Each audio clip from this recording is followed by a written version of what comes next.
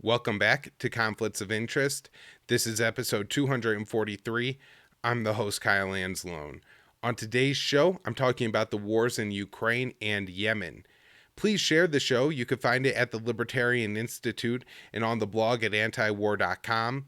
Been doing a lot of writing at the Institute with our new assistant news editor, Will Porter, and he's absolutely excellent. Like hard news, he gets it right every single time.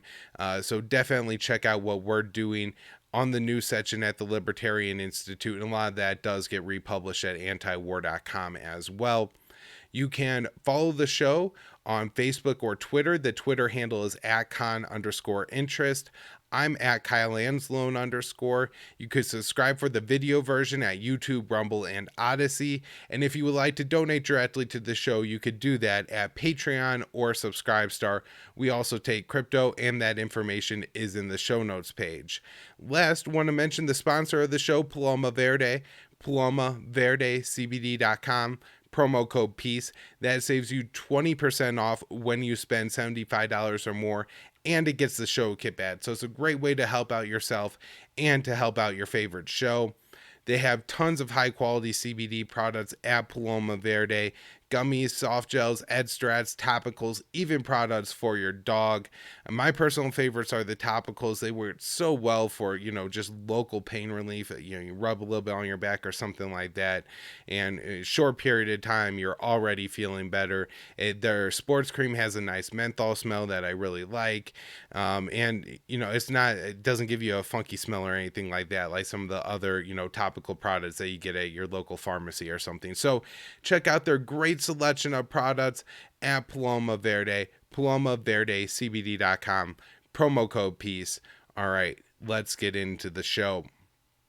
I want to start off today how I have been starting off all the Ukraine coverage on the show, and that is to break down the fighting that's actually going on in Ukraine. And of course, there's so much, misinformation out there. I've been doing my best to just, say what we know, and then try to break down some of the speculation as well. And so right now the reporting is Russia has really upped the targeting of civilian infrastructure in Ukraine, and there certainly is a lot of footage now of what appears to be apartment complexes and different kinds of buildings that you would see in cities, or like larger residential areas even, and that there's quite a bit of destruction there.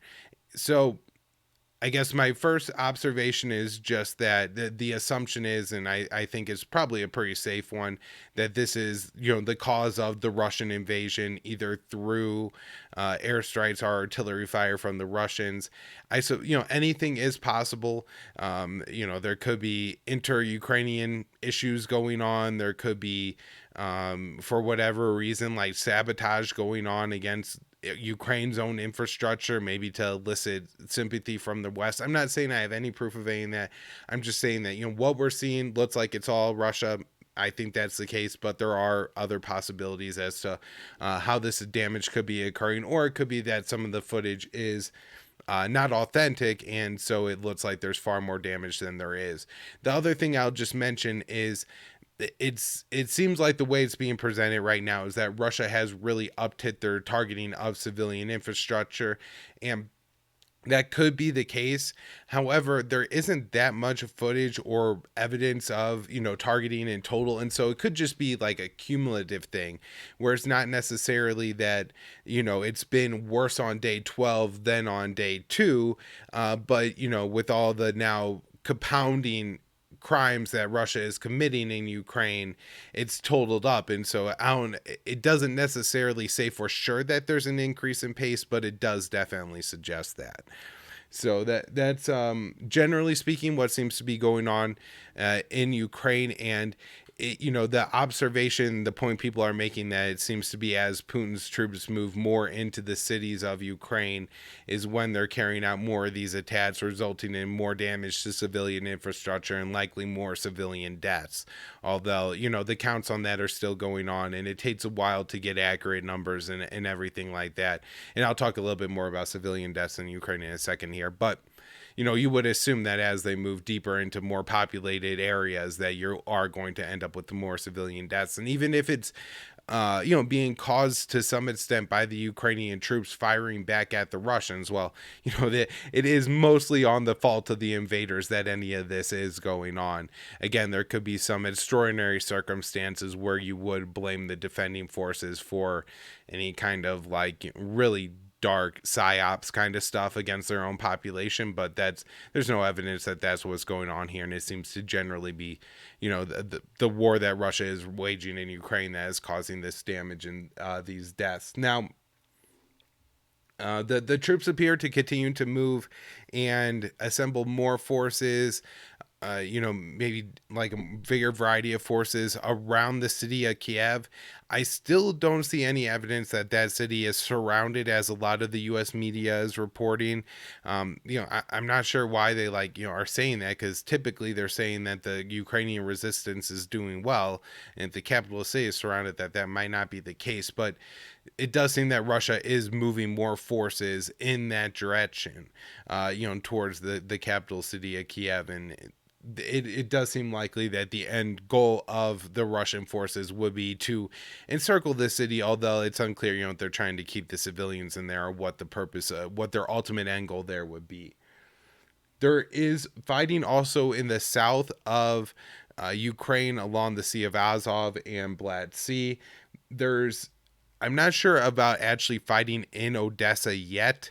I saw a video from the mayor of Odessa, or whoever the civilian local government leadership is, who was saying that he expects it to happen soon, and that there was, I think, already some fighting in like the greater Odessa area. I saw a video that somebody posted of a bunch of people in Odessa building or making like Molotov cocktails and things like that. So the people definitely think that the fight is coming there. And then there does seem to be a good amount of fighting around the southern city of Mariupol. I might be pronouncing it wrong one way or the other. And this is the area that I believe there's one of the strongest presences and largest presences of the Azov battalion. This is one of the few places where I have seen footage that seems to be war crimes committed by the Ukrainian side, preventing civilians from leaving, including carrying out alleged murders. So there's some pretty solid evidence that this happened in at least one case. And so while, we could get into the civilian deaths here, I think that made sense. While there has now been a reported, and, this is according to Air Wars, the confirmed low number, 351 civilian deaths in Ukraine. The majority of those are either Russia like directly killing the civilians, or Russia, engaging the Ukrainian forces in a fight, and then, whoever kills the civilians in that, it's all on the Russians, right? So, but this would be a case where the civilians were fleeing, and it's just the thugs that are in charge of the local government are acting like terrorists and killing their own people to keep them in the city, to use them as human shields against the bombs and things like that. And again, I had talked about, I wouldn't be surprised if we saw this, because it is a pretty common tactic that has been used by extremist groups when they have held cities to retain that control. Not just, the Islamic State or al-Nusra, HTS, whatever you want to call them, in Syria, but we also saw similar tactics carried out by the ISIS affiliate that took over a city in the Philippines, and then I'm trying to think, Iraq as well, definitely. So yeah, those are just a couple times I could think of examples of that happening. So it does seem like, at least to some extent, it is happening among the most extreme members of the Ukrainian armed forces in Mariupol, in southern Ukraine at this point. And then the Donbass is another interesting area, because this is the side of the Ukrainian civil war for the past 14 years, and in some respect is getting the least amount of attention now, still, even though the war in Ukraine has turned up, and of course it's in a way all about the Donbass and everything that's been going on there.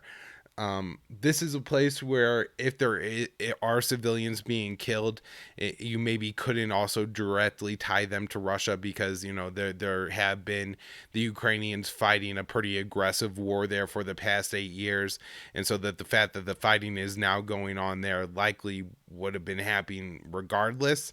of the Russian invasion. I mean, and it could have even been what provoked the Russian invasion, although that is not exactly clear yet. So there, there could be some fighting and civilians being killed here that really either aren't being counted because they're in territory that's held by Russian forces or Russian-backed forces, or they are being counted, but it's just not being, all dissected down yet. And, these are maybe deaths that can't all be chalked up to Putin's war if we're talking about the ones in the Donbass. Now, Gilbert Dotro has a new article out today. We have it on the blog at antiwar.com, where he says that one of the things that happened in the Donbass is Putin has mostly relied on the local forces of the Donetsk and the Luhansk areas, and not, using Russian forces to secure that. And so it doesn't seem like, at least by any of the different maps I've seen, there's been a ton of progress made by the Russian-backed forces out of the Donbass. Now, it doesn't seem like there's been any the other way either, but there are a lot of Ukrainian forces that have been deployed there. So I'm not sure if the Ukrainian forces are leaving and like redeploying to defend larger cities or like the capital of Kiev or anything like that, but that is that's kind of the situation in the Donbass. And there could be some very important details here, and could maybe explain what's happening. Like if the Donetsk and the Luhansk governments really start to push out and seize more territory, well then maybe part of that is whatever territory they get to seize, they get to keep in their own independent states or something like that, because the historic Donbass is far larger than the area that has been controlled and has been known as the Donbass for the past 8 years, since 2014 in Ukraine. So let's see, what else do I have? No update on the troop deaths from the last show. 1.5 thousand on each side. Again, there's been fighting over the weekend, so you would assume it increased, but there's no new estimates that I think add anything to the conversation over the past couple of days. There's reports now that the refugee number, the number of Ukrainians that have fled, mostly 2/3, I believe, to Poland, has reached 1 million people. In Gilbert Doctor's article that I just talked about, he did explain that he thought a lot of these people would be welcomed into Poland and would end up staying there long term. I guess Polish is not that different from Ukrainians. It's a kind of an easy bridge to gap in learning a new language, at least to make yourself functional in Poland. And that would compare to like going to Germany, France, the UK, Spain, or something like that, where other migrants have gone, like from the Middle East. So there's that. I don't believe anybody's really bothering to count the number of people who flee into Russian-held territory, although my guess is that that number is in the hundreds of thousands at this point. I think right as this conflict was starting, maybe 2 or 3 days into it, that number was at 96,000. And so I would be really surprised if, with the the fact that there has been fighting going on along the line of control in the Donbass for the past 2 weeks, that more people would have fled. But I do believe that, like in Ukraine, there is a general mobilization order in the Donbass region, so that's a real problem. Let's see. Yeah, all right. So I think that's everything I have that is worth talking about going on in Ukraine. Of course, there's all kinds of unverified reports, and as stuff comes to light, I'll talk about it more. Some things going on about this that I do think are very important from the outside. The first is the anti-war protests in Russia are quite significant, and Putin is being quite brutal to his own people to suppress those protests. It does kind of bother me how much coverage that is getting in Western press, though. First of all, the West has been waging far worse wars than this for the past 20 years. And the fact that we're like heralding Russians for standing up to their government and don't feel absolutely ashamed and disgusted with ourselves for not having done the same over the past 20 years is a real head scratcher for me. The other issue with it, of course, is everybody's calling Putin authoritarian, and look how he has all this equipment on the streets and everything like that. But Biden has responded to the trucker protests the same way. The Canadians respond to their trucker protests the same way. Trump responded to the Black Lives Matter protests this way. Obama responded to the Black Lives Matter protests this way. So it's not some kind of unique evil, but the focus on it and exclusively as the police militarization issue is pretty unique to Ukraine. Um, so that's just one thing I wanted to mention. Another one is Putin says sanctions are an act of war. The extent of the Western sanctions are an act of war.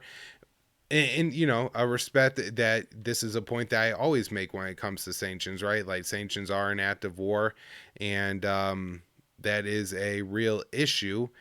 And I'm sorry, everybody who's watching. There's a whole bunch of ads on the site I usually use here, so it's kind of hard to read that article. I won't bother displaying it. But the sanctions on Russia are very extensive. Of course, it's just going to hurt the common Russian person. It's not going to hurt Putin or anybody on his inner circle, really. There may be some limitations for some rich Russians, but who knows how many of them even support this military action, anyways.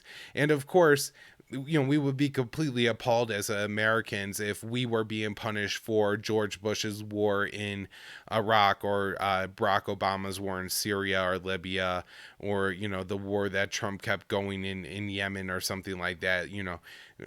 We would be livid and we would think it's absolutely ridiculous. We don't even pay attention to the wars our government is doing. How are you going to blame us for them? How are you going to demand that we do something about it? And we're not really seeing that that kind of perspective being presented at all.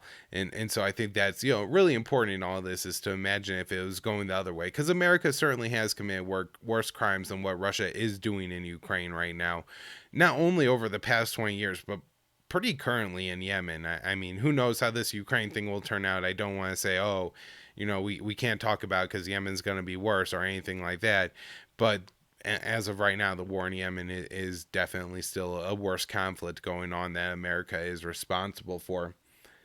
Zelensky, the president of Ukraine, is continuing to make an appeal to the NATO countries for weapons or no-fly zone over Ukraine.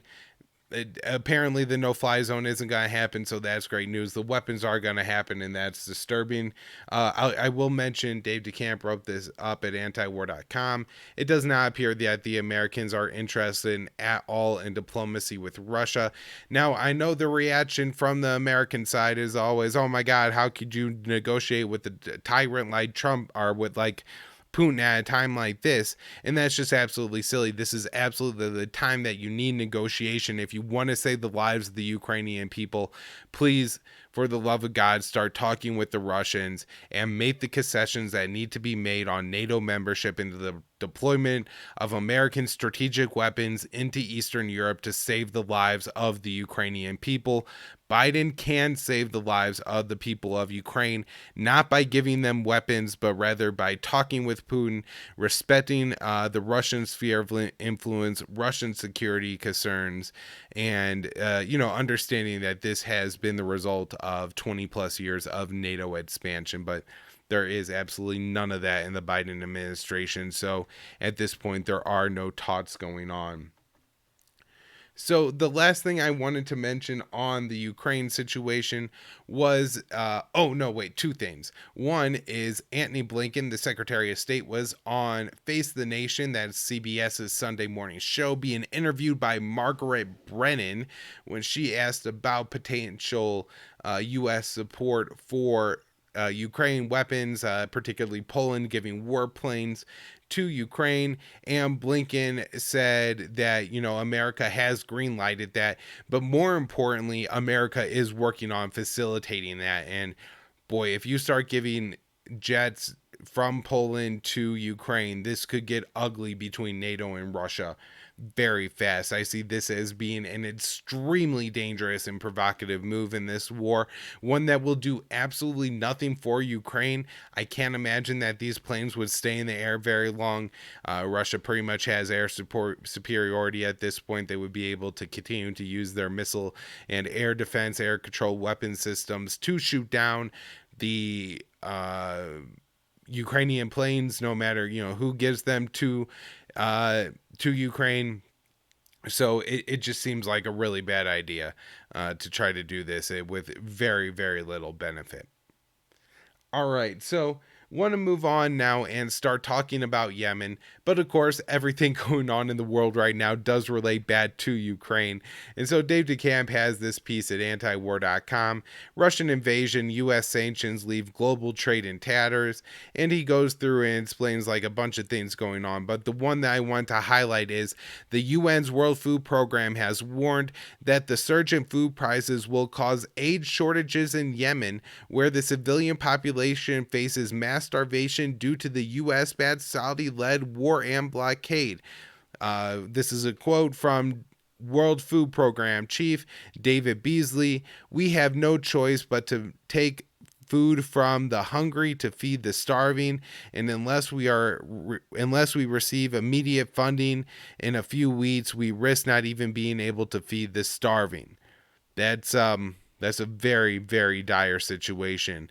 And so, this is very similar to the warnings I was making in May of 2020 about the disruptions to the global supply chain and how that's going to increase global poverty and therefore increase vastly the number of people who are dying around the world or living less advantageous lives, because it's not, necessarily that an increase in poverty means that you're going to starve to death, but it's also the growing number of, during the pandemic, an increasing number of young girls in Zimbabwe, went out and got pregnant intentionally, like under the age of like 15, in order to try to like secure a spot in life because they didn't see a path forward because there was no education, because of the lockdowns and things like that. And so, these effects are always a lot deeper than we could possibly imagine, but we're going to see another very heavy round of that with the current Western sanctions on Russia. And again,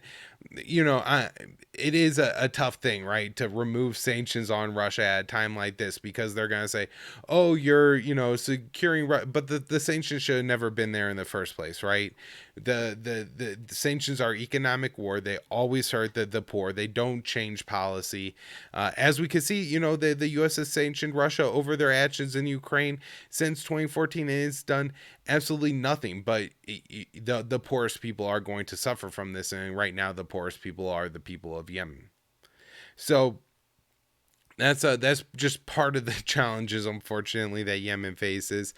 This from Dave DeCamp at antiwar.com.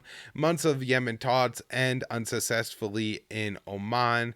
Yemeni officials reported on behind-the-scenes UN talks in Oman, which aim to develop a plan to end the war in Yemen. The talks ended Thursday. This would have been like a week and a half ago, actually, and no plan was reached. The talks were organized by U.S. and UN officials and went on for months. Oman and Houthi team for talks. Oman has served as a mediator in the past as well. Exactly how the talks went and what what was discussed is unclear. This is likely by design, as it allows both sides to blame the other for failure. So that is the situation in Yemen. As far as I could tell on the ground, the fighting goes on, particularly in the Marib province of Yemen. But Saudi Arabia, as far as I could tell, is putting pressure on the Houthi lines in several places, not just in the along the like Shabwa Marib, where fighting has been heavy over the past year. This is in like central South Yemen. These are the territories that, if the Houthis seize, they would essentially control the former North Yemen, right, before it was united in 1990. So there is some significance there. But apparently the Saudis have also launched some offensive along the northern border of Yemen, and then in the city of Taiz and Hodeidah. So pressure going on everywhere on the ground. Also pressure from the U.S., but not as serious as it could have been.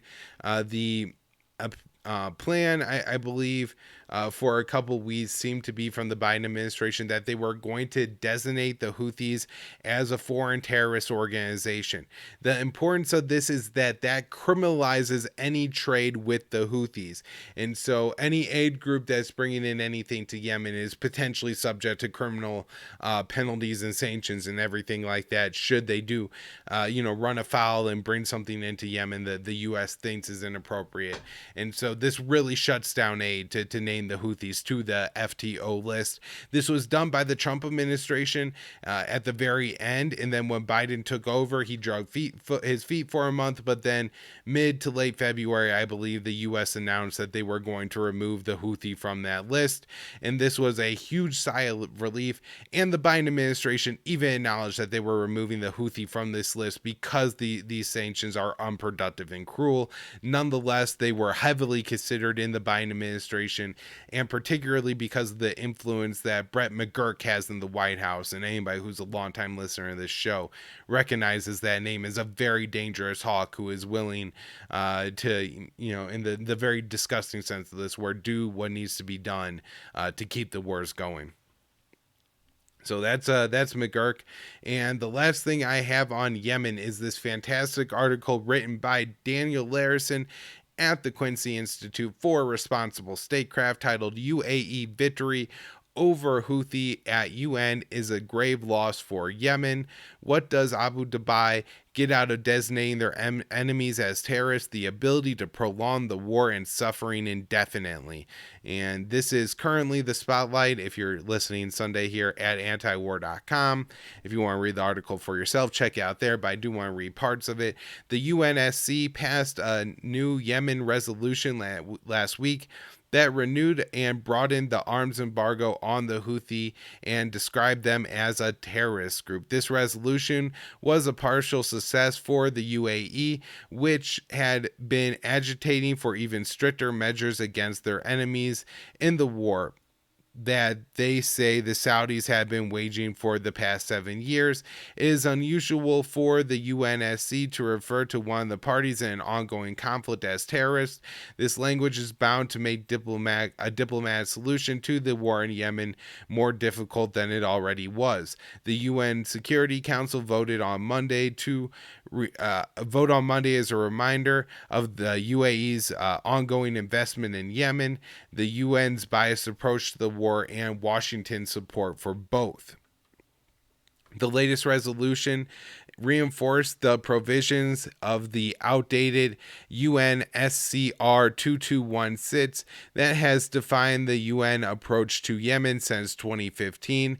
There has been a desperate need for the UN Security Council to update the terms of this resolution or just get rid of it. But once again, they were content to maintain the failed status quo. The UNSCR 2216 has long been seen as an obstacle to peace in Yemen because it gives all the parties to the conflict a strong incentive to keep fighting. The Houthis are never going to accept the terms that require them to give up all power and disarm before there is a political settlement, and the Saudi coalition and the Hadi government can hide behind the resolution's unrealistic requirements to keep the war going. As Bruce Lydell concluded last year, as long as UNSCR 2216 remains the basis for negotiations, the Houthis will refuse to engage. The one-sided condemnations contained in the latest resolution compound the errors of the original. While the resolution condemns heinous terrorist attacks on the UAE and Saudi Arabia, there's predictably no mention of the many attacks on civilians carried out by Saudi coalition aircraft. The Houthis have engaged in the attacks on civilians and civilian infrastructures, as the resolution says, but the Saudi coalition has been doing the same for the duration of the war. There is an annex in the new resolution that describes the Houthi crimes, but it doesn't include any reference to the thousands of civilians killed by the Saudi airstrikes using weapons provided by the U.S. and other Western Western governments. Importantly, this is Kyle adding now, gonna stop reading from the Larison article, that, they are responsible for the majority of the civilian deaths in Yemen is from the Saudi side of that war. And the fact that you would condemn the side that is responsible for less of the deaths is absolutely insane. The other thing that's absolutely insane is that, the alleged terrorist acts by the Houthis are right now mostly being praised, not everything, but mostly being praised in Ukraine as a member of the civilian resistance. And there's a lot of good articles being written on this. Alan McLeod has one in Press News. Ali Al-Bonima has one at Electronic Intifada. I forget who wrote the really great one, Amanda Weiss, but there's one there as well on how for the past 20 years, everything that the people in Ukraine are doing would have been an automatic death sentence for anybody living in the Middle East. Building a Molotov cocktail, building an IED, U.S. drone could come strike, blow up you and your family, and no one feels bad about it. Even the pretext of that, even if that actually wasn't going on, the suspicion of that going on was enough to get you killed if you were an Arab. But now it's being done by Ukrainians, and it's being met with universal praise for the West. It's unbelievably disgusting. And as all those authors have done, I really don't see there's any way to describe it other than just pure racism on all those points. And by the way, this is the establishment press that for the past 5-6 years have just been shrieking about how everybody is a racist. They see almost no hypocrisy in their statements. There's very few people that have even acknowledged, that in their coverage, like, hey, if we were talking about the Ukrainians the way we talked about the Arabs, then maybe we wouldn't have spent 20 years killing a bunch of people that were just defending their homes. So let's I think just wrap up this Yemen discussion here by mentioning that I think this too directly relates back to the Ukraine discussion. My sense is that Russia would have vetoed this, although it did get passed in the first place and everything like that.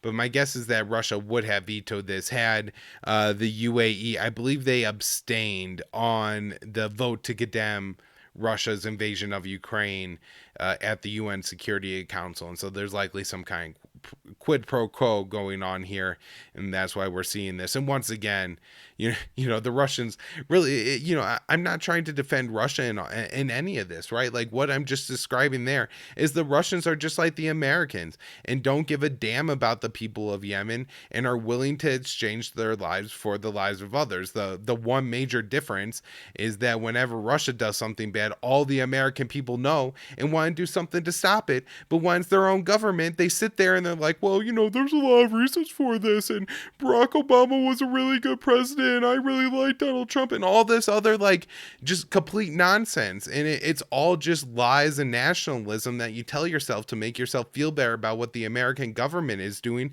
And it's also hugely cowardice. Yeah, it does absolutely nothing for an American to put a stupid Ukrainian flag in their bio. Absolutely nothing. Right, but it does actually make a difference when you tell your own government to stop bombing Yemen. And that, Americans won't tell their government to stop bombing Yemen, but they will put a Ukrainian flag in their bio. All right, that's the show for today. I will have plenty more this week, and I do want to continue to cover what's going on besides Ukraine.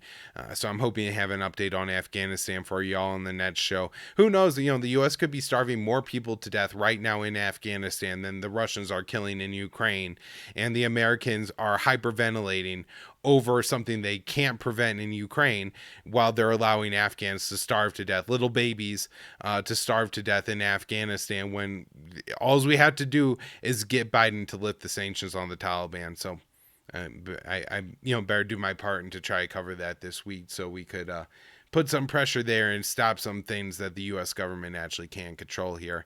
And one last qualification: the U.S. government could do something about Ukraine, obviously, negotiating with the Russians, as I mentioned before. But, in a real sense, we really can't without going to direct World War III situation, nuclear weapons, end of civilization with Russia.